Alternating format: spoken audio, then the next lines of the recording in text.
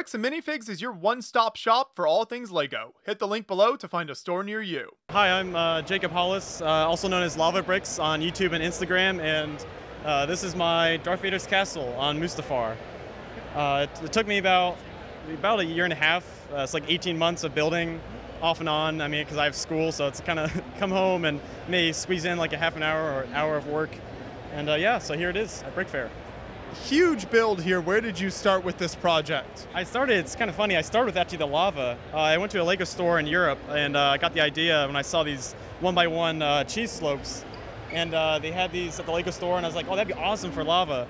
So I got a few cups, and I came back, and I got like 5,000. Thinking that was plenty, and then I ended up buying 40,000, because that's how much it took to fill in the whole river.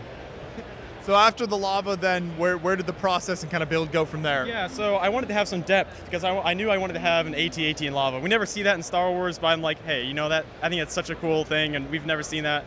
So I had to make some depth, so I bought just a whole bunch of black 2x4s and really just started with the terrain and making the outline. And then I had to start with the mountain. And the mountain, that was a huge learning curve. I've never built a huge mountain or cliff in LEGO, so it was mainly just a Duplo shell, and you'll see that when we go around back. But yeah.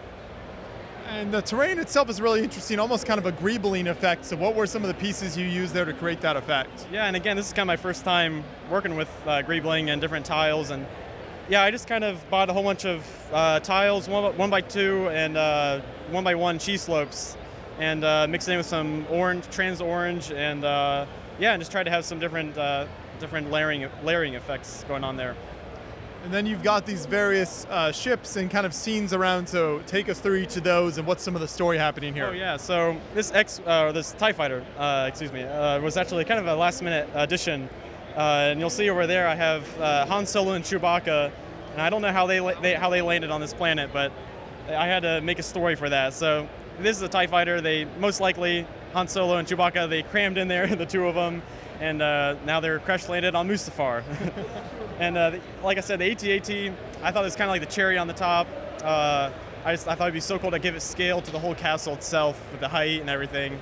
And that is the UCS one. I wired some lights in there, some Light My Bricks, and that kind of made it pop.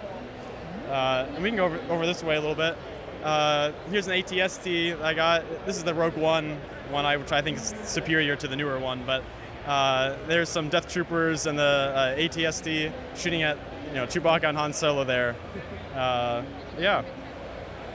And then what other scenes in the lava and behind there do we have? Oh yeah, so Star Wars Revenge of the Sith is by far my favorite Star Wars movie, and you can't make a Mustafar mock without some Anakin and Obi-Wan action. So yeah, I have Anakin and Obi-Wan fighting there on the platform, and I kind of spoiled the ending of who got the high ground, and you can see Anakin is kind of cooked there. And then right above that, I got Palpatine and his shock troopers when he says he's still alive, when he's coming over the hill and he comes and saves Darth Vader. And it's funny, the funny story about the shock troopers is I got those 2 weeks before they announced the Republic gunship, and those are the OG ones, and I was like, I really didn't want to have to pay 80 bucks, and then about 2 weeks after I bought those, they came out with the $5 ones in the gunship, so that was kind of funny, but. Oh, it looks fantastic, though. So that takes us over here to kind of the center section with Vader's kind of castle itself, and then what are some of the troops we have here? Yeah, so here we have just an Imperial shuttle landing dock to the castle itself, and I had Palpatine, and I had all these clone troopers there, and there's Darth Vader kneeling. If you get close enough, you can see he's kneeling there, and some of his top agents and top officers there, like Thrawn and Yularen, as well as Boba Fett and Admiral Veers. So yeah, and then I also added a TIE Fighter up above. Just kind of added continuity with having the same TIE Fighter. I thought it was kind of cool with the burning one and the one flying up above. And also just want to have some lights up there with the height of the castle. Yeah. There's kind of stuff to look at no matter where you look on the build. Then the massive castle itself is this huge tower. So what was your design approach there? What are the bricks like in there? Oh yeah, so I started with a lot of different sketches on paper, and mostly it's just built up of 2x2x3 slopes. And I wanted to get a nice angle of the castle, and I tried with some different techniques, ideas, but honestly the best solution I found was just doing an old brick build.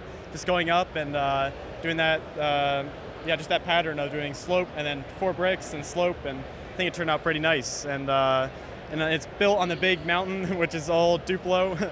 It's all Duplo built with just black 2x4s on top, and it's kind of like an eggshell-like effect, and a lot of trial and error. I have to say, I did build this probably 3 or 4 times, and it all collapsed, and so a lot of learning along the way, definitely. Well, there's so much to look at from the front, but even more interiors behind, so we'll take a look at that now. Yeah, so here's the back side, which I try to make like a slice of a cake, you know, so it's try to make a really clean line here. But yeah, starting in the top left, we have a holocron room. So that's where Vader keeps his Sith holocron. And there's a little Easter egg to the left of it. There's Cad Bane, and it's kind of a stretch, but it's kind of a nod to the Clone Wars arc where Cad Bane, he steals the Jedi holocron from the Jedi Temple. So I kind of flipped that and did it. He's stealing a holocron from Vader's castle on Mustafar. And then moving over, this is kind of just a cool Easter egg room. This is Darth Vader's trophy room. And you can see there's Darth Vader's hilt, Count Dooku's lightsaber hilt. There's Pre Vizsla. There's a whole bunch of Easter eggs in there, where Darth Vader just has some of his prized possessions, I should say. Over here, this is I just ran out of room ideas, so I thought I had to please my childhood nostalgia with some complete saga figures. There's Jar Jar Binks, Yoda, Chewbacca, and the old Boba Fett. I thought this was kind of a cool touch. I don't know what Vader's cooking down there, but hey, I gotta have some fun with it. So yeah, moving down, we got this is kind of the command center, the control where they just work with communications and stuff. There's a hologram there, and just some top officers there working underneath Darth Vader's castle. And here, this is the main entrance, and it is cool. It does cut all the way through, so you can see the portcullis with the lava fall at the very end of the entrance there. And there's Darth Vader there with his lightsaber at the very end. And yeah, I just wanted to have some kind of secret entrance from the front behind the lava fall with that room. And then this is the final room of the bottom section. And this is just the kind of workout area and training room for the stormtroopers. And you can see they're doing some push-ups, doing a bench press there. And I guess the stormtroopers aren't shooting too straight there. But yeah, that was kind of just a fun little room to do, and having the stormtroopers getting their workout in. So. Yeah, and up here we got, now these are the famous scenes from the movies, so I want to start with the Krennic scene, when Darth Vader says, "Be careful not to choke on your aspirations." So there's my Darth Vader impression for you, but yeah, I thought I had to include that scene. Krennic is one of my favorite Star Wars characters, so that's just the scene where, he chokes him, and I thought it was a cool touch there. And then above that, I got the back-to-tank scene with his servant there that tells him in Rogue One that Krennic has arrived. And I got some light my bricks. I got the red light there blinking with some of the pipes and that we see in the Kenobi show and Rogue One. So and I tried some angles there, just messing around with some different angles of the curved room for that room there. And then the final room at the top is the throne room that we see in really only Kenobi. And we got the hologram, and we got the throne, and Vader is talking to Palpatine like we see in the Kenobi show. And yeah. So that's it with all the rooms. I can show you really quickly. Over here, you can see where I keep all the electronics. There's this door that pops open, and you can also see the Duplo way back there. But yeah, and that's just where I can access the electrics box, where I can turn off and on the lights, and just close that panel up. And there's multiple doors like that all along this back side. I try to make hidden, like this one here, but anyways, yeah. So. No, that's very cool. Do you know how many pieces are in the whole build? My estimate is close to 100,000, because I do know there's exactly 40,000 of just the 1x1 orange trans cheese slopes just in the lava river alone.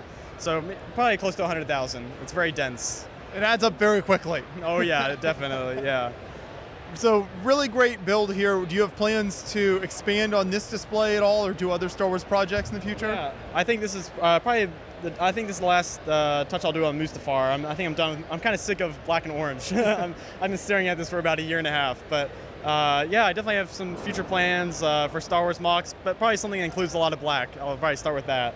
But yeah, so. Fantastic. Keep up the great work, and thank you for taking us through the build. Yeah, thanks for having me.